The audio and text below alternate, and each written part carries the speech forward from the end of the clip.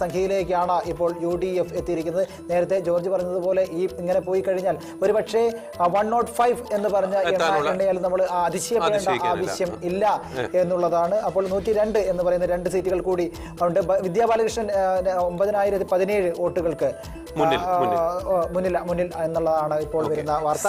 CPM-ന്റെ ആദ്യത്തെ ജയം ഔദ്യോഗികമായി സ്ഥിരീകരിച്ച സ്ഥാനാർത്ഥി ആലത്തൂരിൽ TM ശശി അദ്ദേഹം ജയിച്ചിരിക്കുന്നു. 8553 വോട്ടുകൾക്ക് ഔദ്യോഗികമായിട്ട്. ഇപ്പോൾ ഇലക്ഷൻ കമ്മീഷൻ ഔദ്യോഗികമായിട്ട് വിജയികളെ പ്രഖ്യാപിച്ചത് ഇപ്പോൾ കോൺഗ്രസിന്റെ കാര്യത്തിലേക്ക് വരുമ്പോൾ തൃശ്ശൂരിൽ രാജൻ ജയപല്ലൻ, പുതുപ്പള്ളിയിൽ അഡ്വക്കേറ്റ് ചാണ്ടി ഉമ്മൻ, ഹരിപ്പാട് രമേശ് ചെന്നിത്തല ഈ 3 മണ്ഡലങ്ങളിലെയും വോട്ടെണ്ണൽ പൂർത്തിയായിരിക്കുന്നു. ഔദ്യോഗികമായിട്ട് വിജയികളെ പ്രഖ്യാപിച്ചിരിക്കുന്നു.